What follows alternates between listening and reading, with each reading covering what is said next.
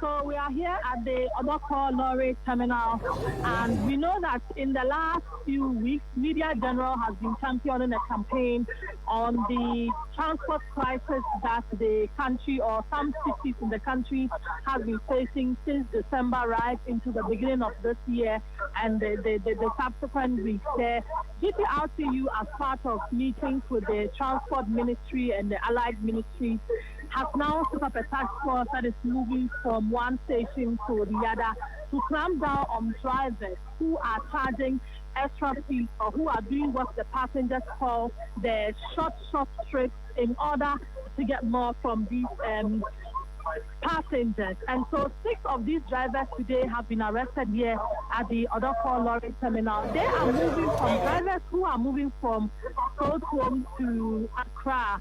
On the normal, if they are doing a single trip, they charge 6 cedis. But because they are doing the short trip, they load from Southwom to Santa Maria to Odorkor, Odorkor to Accra, and then to Accra. So by the time you get to Accra, you would have paid an extra of 3 cedis. And they have been, that is what the task force says, that they have been arrested for violating this caution that came from the headquarters of the GTRT. The driver should not charge or should not do the short trip, but do just one trip, so that the long queues we see at lorry terminals and the financial challenges also bring onto these passengers will be prevented. But these drivers are falling short of the law, and now they have been arrested here at the GPRTU office at the Odorkor Lorry Terminal. So do we know what next for these drivers after they are arrested? So my conversation with the commander of the team, Commander Gazy, tells me that this is more like an infraction of the MTPD regulation. And so these drivers are going to be handed over to the police for the police to continue with their investigations and questioning. And then if they establish any fault or any wrong on the side of the drivers, then they'll be handed over to the police for the law to take its course. My conversation with these drivers, they also tell me that they wish they would not charge or do the short fares, but factors including the fact that they must pay a lot of their daily sales. If you are a normal trotro driver doing the Kia trotro, they pay between 600 to 800 cedis as sales, which they say is on the high. They also complain that spare parts have become expensive, and they pay other charges on the road, and all of that culminates into how much they charge. And so in as much as they wish they will not be at the wrong side of the road, they have to pay all of these, and now they are the wrong side of the road. So police will continue with their investigations, and then if they fall short of the law, they will be charged or put before the right legal authority. I see. Now, Grace, before you take leave of us, what next for the task force? Where are they heading towards? Something they don't want, the drivers to know yet. So what I'm asking is, what next for the GPRTU task force? Where are they headed to next, and what are they going to do next? Right, so from here at the Odorkor Lorry Terminal, they are moving to Kaneshi, another hotspot or another flashpoint when it comes to transportation infractions. They tell me that most of the drivers who move from Odorkor also do a stop at Kaneshi. And so from here, they are going to Kaneshi and then will end at Accra. This is the first group for the day. They are 2 groups so that the drivers who also do this same short trips in the night will also be apprehended. And so while the morning team takes a break, then the evening team takes over to make sure that the same infractions that happen in the night do not happen in the day, do not also happen in the night. So it's not only a day operation, they are now extending it to both day and night operation. I see. And before you go, finally from me, Grace, so while they are arrested, other drivers who may be there or who may see that happening, what do they tell you? What is their countenance like? Come again. So what I'm asking for is other drivers who will see their fellow drivers being arrested. How do they react to this? Right. So it's a kind of a mixed reaction here. There are some parts of the drivers who say that really their colleagues who have been arrested have not committed any offense because, like they told me initially, they have to pay a loss on the road. And if you have to pay a sales of 600 cedis daily and you are paying all of these other road charges, you have no option than to do this short trip so that at the end of the day you are able to make something. Others also say that it is really a part of greed on the side of these drivers who are doing these short trips because the short trips, they all do it at a period during the Christmas festivities. But after Christmas, where there's no rush in town, they think that the driver should not continue doing it. So it is a mixed reaction here. There's a part that is okay with what the drivers are doing. There's a part that also says that no, they have to stop because, I mean, in economics, when there's high demand for something, the price goes up, but if there's no demand for it, the price really comes down. Grace, thank you. Thank you so much, Grace Hamwa Ajuman speaking with us there. Let's now take a listen to the PRO of the Ghana Private Rail Transport Union, GPRTU, Abbas Moro, on the same subject. Some of our members are in Mufti, they will join the vehicle halfway, and I like that where our people are, to see how much the driver is taking from them. So these are the models of people, and some were stopped also.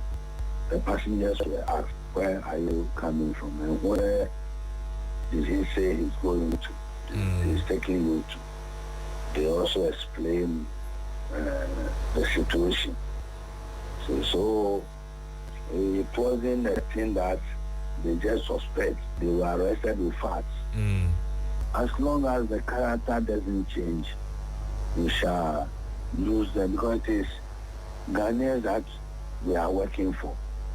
And if care is not taken, all the good work that we have started will come to zero.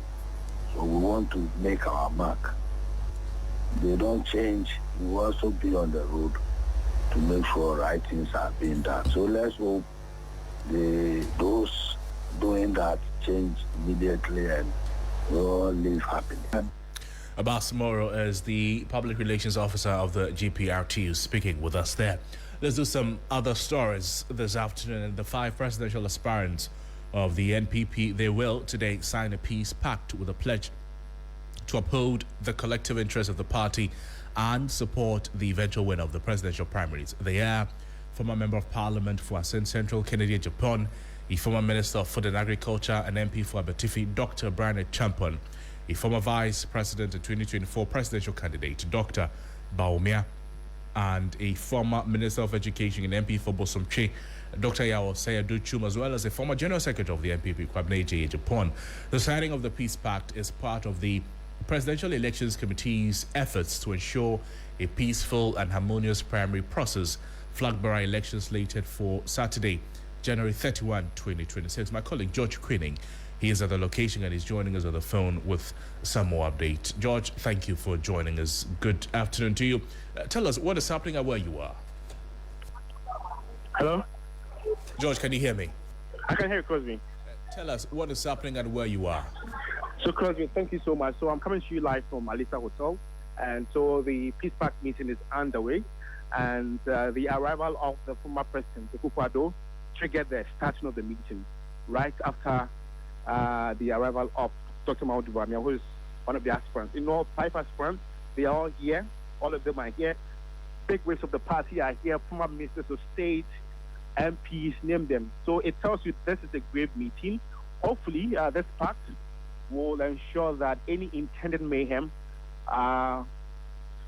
scheduled for the Saturday elections will be quelled. And I spoke to some grassroots persons here, and they say the party needs some sort of unity and cohesion. That's something they lack over the past years. And so if they want to win the 2028 general elections with unity, they can win that. I see. What is the countenance of the candidates who are there? How are they, how are they looking?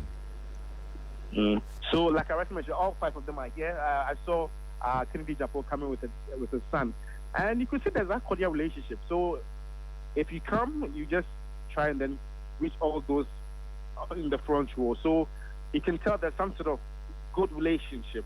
You can see them talking, insulting themselves on social media, but in person, there's that sort of respect. So there's this warm hug.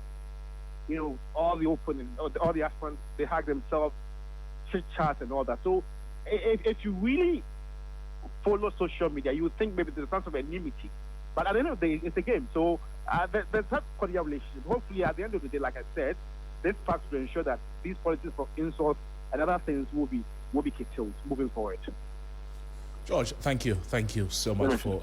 But before you leave us, George, beyond the unfortunately we lost George before I could ask the last question, but it was about some other people beyond politicians who are there to monitor the signing of the peace pact. But George Queening is my colleague who is speaking with us. Let's do some other stories and let's move beyond the headlines and into the lived reality behind poverty in Ghana. For many people, poverty is not abstract. It shows up in overcrowded rooms, missed meals, children falling behind in school, and others without health insurance. The latest multidimensional poverty index from the Ghana Statistical Service shows that poverty in Ghana is easing, but unevenly. By the third quarter of 2025, the national multidimensional poverty rate declined to 21.9%, with more than 360,000 people exiting poverty within just 1 quarter. 360,000 people have left that bracket within 1 quarter. Let's hear from government statistician Dr. Hassan Idrisu as he breaks down what this means in terms of the figures so that a better understanding could be arrived at. Before we hear from Dr. Hassan Idrisu as he breaks down the figures, what really is driving poverty in Ghana today? Let's get to the dashboard. And if you've joined us on Facebook right now, you'd see this, the dashboard in relation to the conversations concerning poverty right now, and get more insight. That the data is showing that when you live in Ghana still plays a major role in your chances of escaping poverty. Now, in 2025, multidimensional poverty remained consistently higher in rural areas than in urban areas. By the third quarter, nearly 32% of rural residents were multidimensionally poor, compared to just 14% in urban areas, leaving a gap of almost 18 percentage points. Now, despite small improvements, that divide remains firmly in place. Now, when we break the numbers down by region, the scale of inequality becomes even clearer. Ashanti and northern regions, they record the highest numbers of multidimensionally poor people, each with over 1 million residents affected. Central, Eastern, and Greater Accra, they follow. Now, each with hundreds of thousands still living with multiple deprivations. These figures reflect not just population size, okay, but long-standing structural disadvantages across the regions. Nationally, poverty is declining, but not evenly. Ghana's multidimensional poverty rate is falling steadily from above 28% in 2022 to 21.9% by the third quarter of 2025. Between the second and third quarters of 2025 alone, last year, about 360,000 people exited multidimensional poverty, marking one of the sharpest quarterly improvements in recent years. But the data also shows that poverty in Ghana is no longer driven mainly by income. Health is now the single biggest contributor, accounting for just over 40% of multidimensional poverty, followed closely by living conditions at nearly 34%. Education and employment contribute far less by comparison, okay? And this means that access to healthcare, nutrition, housing, sanitation, and basic services, they now matter more than jobs alone in determining who remains poor. Taken together, the numbers tell a clear story that we're seeing progress, but it is uneven. Geography, health access, and living conditions continue to shape life chances for millions of Ghanaians, even as a national average improves. Let's speak on this and talk to Francis Bright Mensah, Director of Economy Statistics Directorate at GSS, Director of Economy Statistics Directorate at the Ghana Statistical Service. Thank you so much for joining us, Francis. Good afternoon to you. What does it mean when we say that people are multi-dimensionally poor? Thank you, and good afternoon to your listeners. So, multi-dimensional poor, when we say people are multi-dimensional poor, just as you said, we're looking beyond the income, people being deprived in income, the income threshold.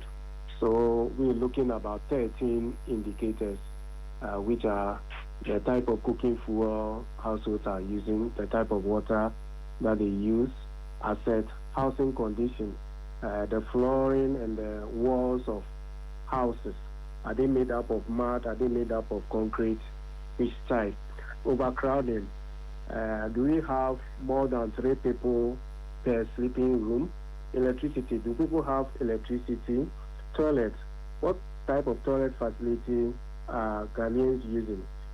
Do we have people who have no toilet facility at all? Are they using pan, public toilets, or shared toilet facility?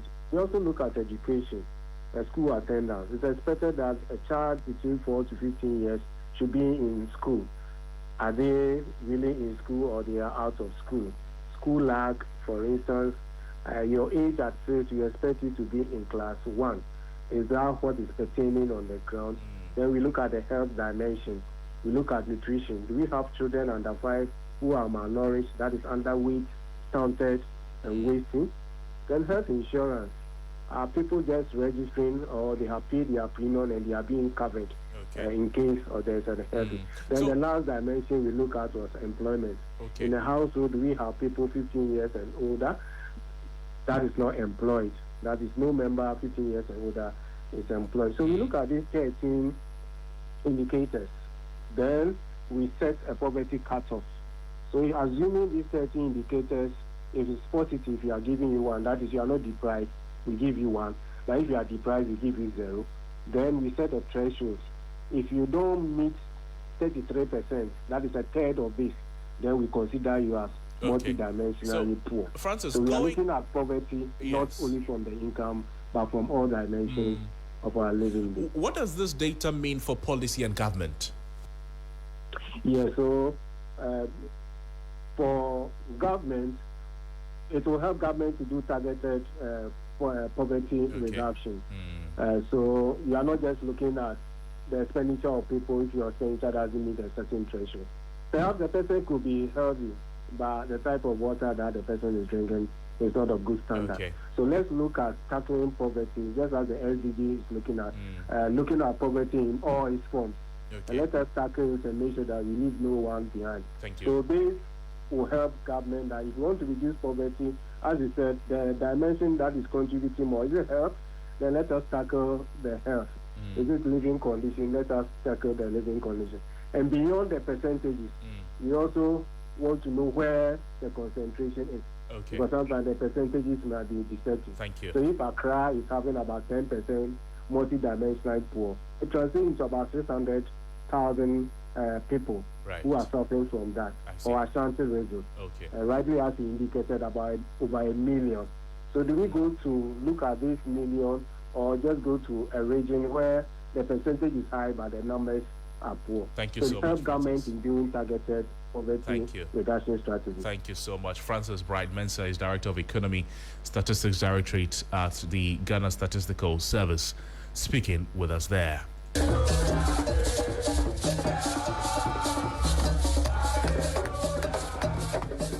Well, what you're hearing, they are voices of members of the Arise Ghana Pressure Group, and it's day 3 of their picketing at the United States Embassy. It took a different turn when the protesters started to march around the embassy, accompanied by loud music. This compounded the vehicular traffic in front of the embassy due to the ongoing action. They are protesting at the precinct of the U.S. Embassy to demand the extradition of Ken Ofori-Atta. It's a campaign they say that they will not stop. Our man Christian Yali is on the ground and is joining us live on the phone lines with more. Christian, thank you. What is your own assessment of the protest thus far? Is it making any impact they seek? All right, so Crosby, over the past 3 days, I know that on the very first day, it was a very calm atmosphere here. The protest began on a very solemn note. They just came here in their numbers to register their request for their demand for the return of Ken Ofori-Atta.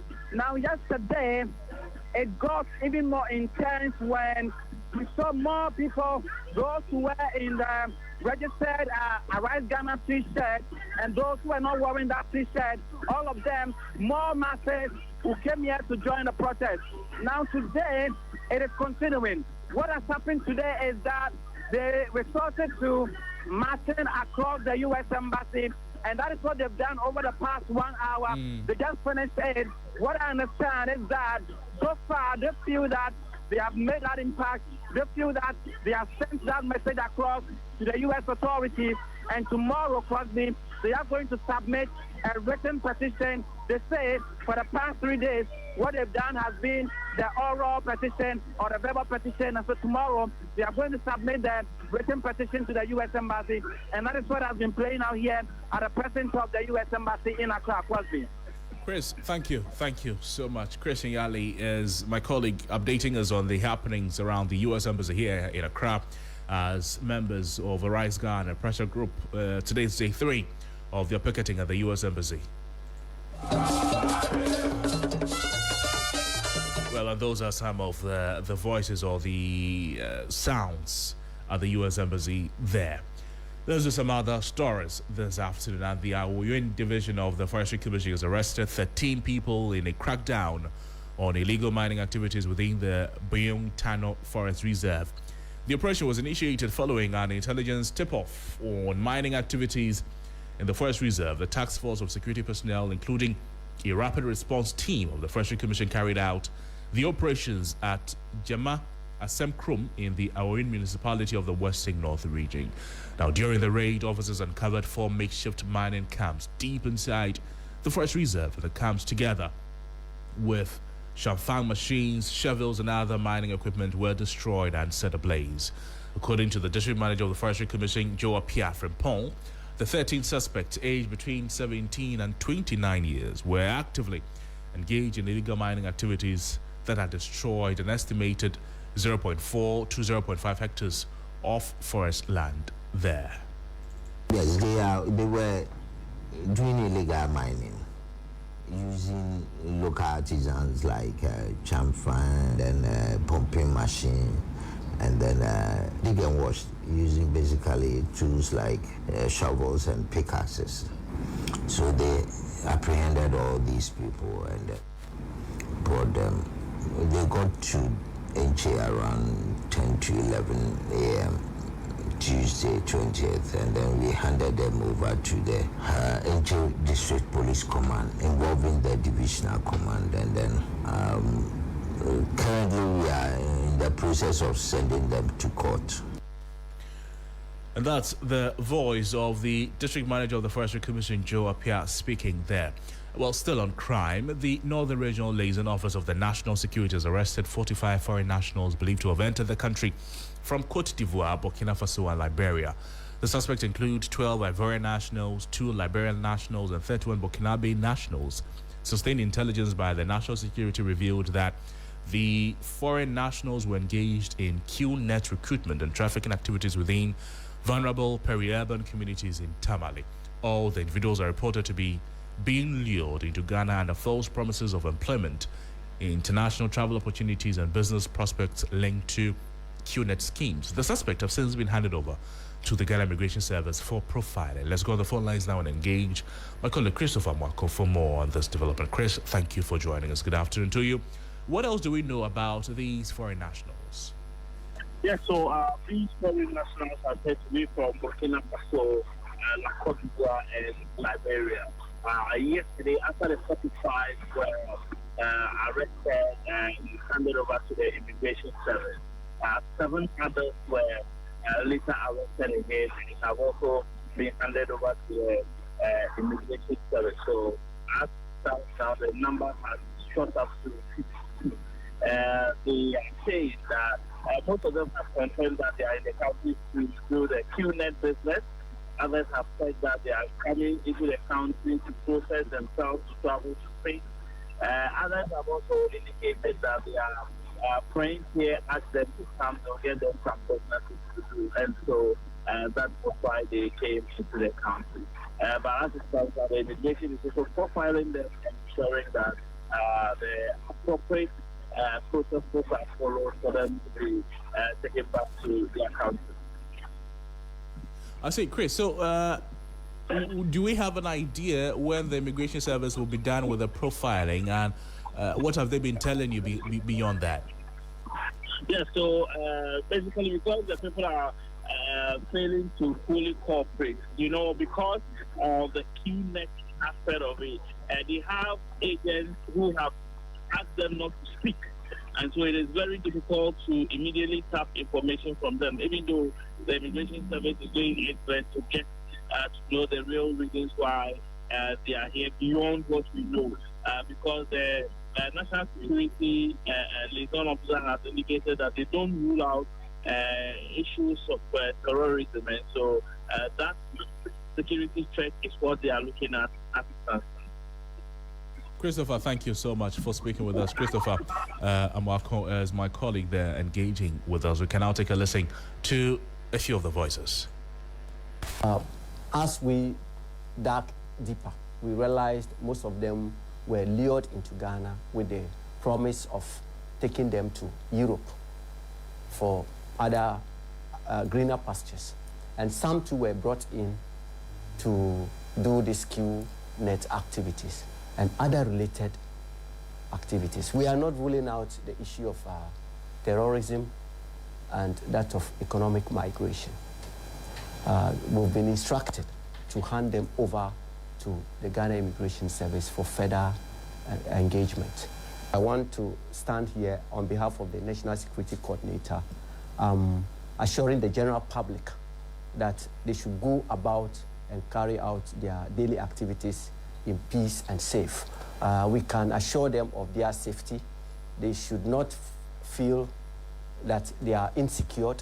National security is on top of its job and is taking the fight to fish out each and every criminal within our society. I think the peace of our region and the peace of the country is a great supreme interest to us. And that's how we draw the curtains on this afternoon's edition of the Midday News on 3FM 92.7. We came to you live from our studios here at number 35 John Hammond Street in Accra. There's always more news on our website, 3news.com. My name is Noble Crosby, and have a great afternoon. Bye-bye.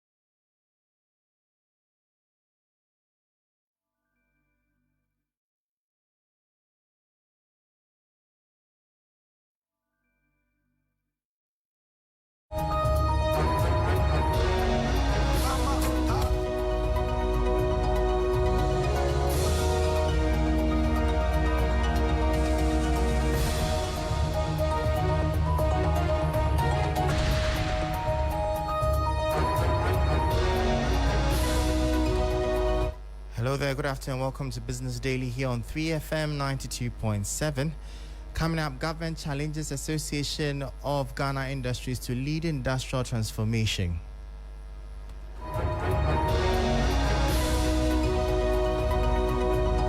Policies alone will not transform our economy. What will make the difference is execution. And here AGI has a critical role to play. Also, Ministry of Trade, Industry and Agribusiness to launch price control comparison app to drive market competition. We can't do price control because you see, price control, I want to do some kind of transparency where we have an app. Every shop will advertise their price and then you decide where to buy from. So if we have the same piece of paper and I'm selling mine at 1,000 cedis and you are doing yours at 200 cedis, then the buyer will decide. Plus, Ghana Statistical Service calls for urgent investments in skills training to combat poverty. Create more decent jobs and support micro, small and medium-scale enterprises to grow. We encourage you to design inclusive services and employment opportunities for the vulnerable groups, including persons with disabilities. I am Michael Obodu. Details of these and many other stories coming up shortly. Please stay tuned.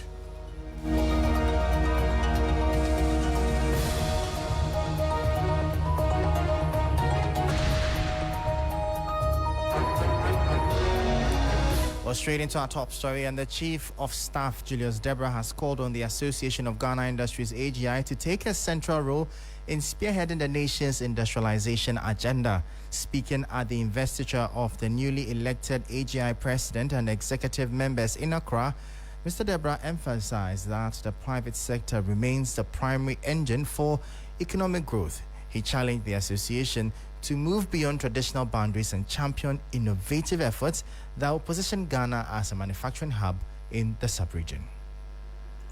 Our country stands at an important moment.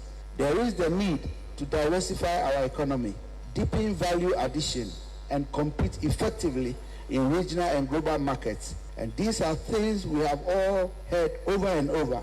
But tonight, I want us to deeply reflect on turning these into more positive outcomes than we have seen in the past. This, therefore, brings into question the extent to which we are adding value to our raw materials and the extent of export diversification. The outcomes we expect calls for a private sector that is innovative, formalized and export-oriented, and a public sector that is responsive, predictable and accountable. Government is therefore pursuing reforms to improve the business environment, streamline regulations, expand access to finance for SMEs, and invest in critical infrastructure such as energy, transport, and digital transformation as key enablers. But policies alone will not transform our economy. What will make the difference is execution, and here AGI has a critical role to play.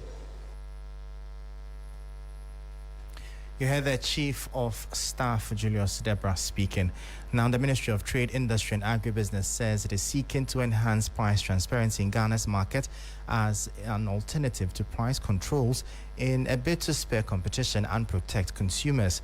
The ministry plans to introduce a mobile application that will list product prices from various dealers nationwide, giving buyers the opportunity to purchase goods at competitive rates. Speaking at the recent Meet the Press series, Sector Minister Elizabeth Ofosu-Adjare said greater transparency would help tackle the downsides of price controls, including hoarding and other market distortions.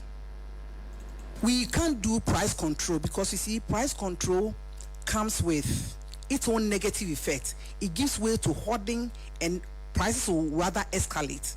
But I want to do some kind of transparency where we have an app.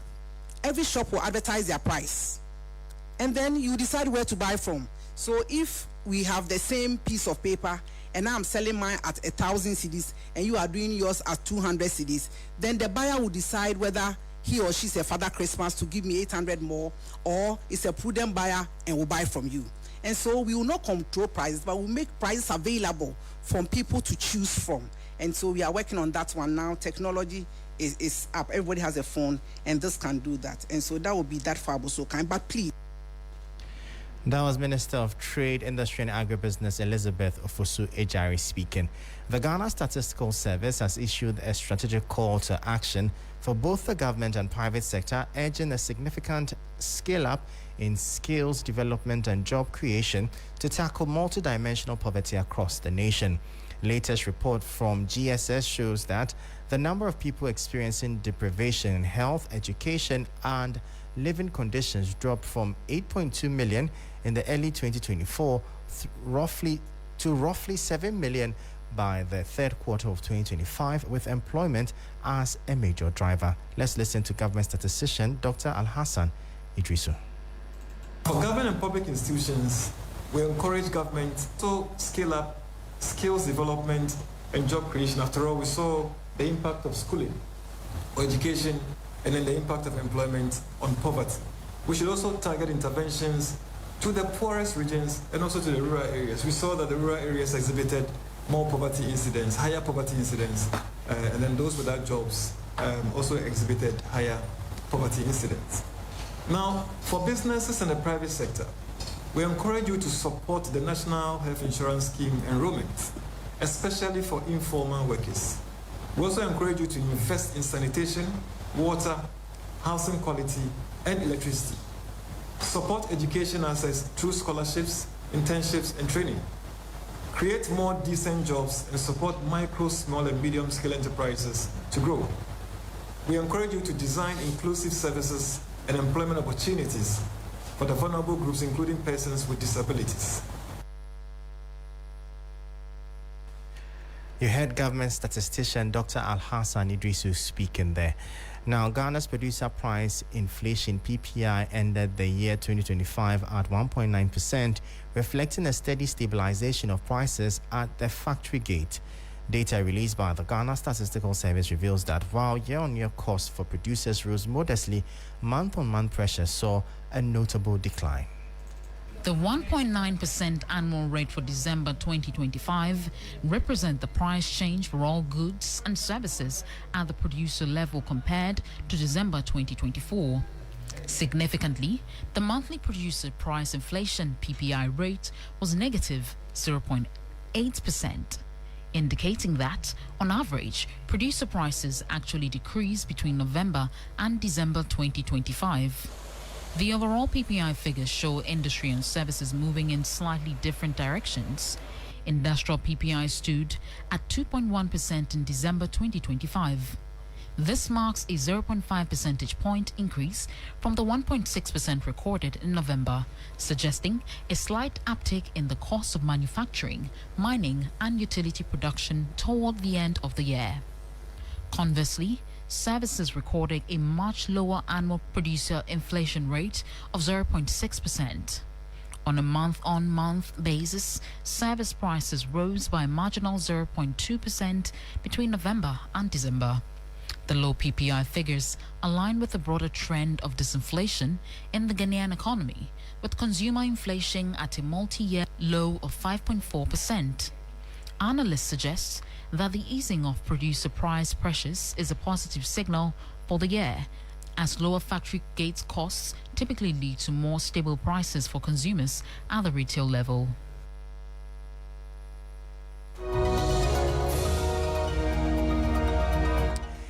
And that's how we end today's edition of Business Daily here on 3FM 92.7. For more business stories, please visit our website. It's 3news.com/business. I am Michael Ubudu. Thank you for tuning in. As always, please stay safe. Up next is Urban Blend, and Black Rasta is on standby. Do stay tuned.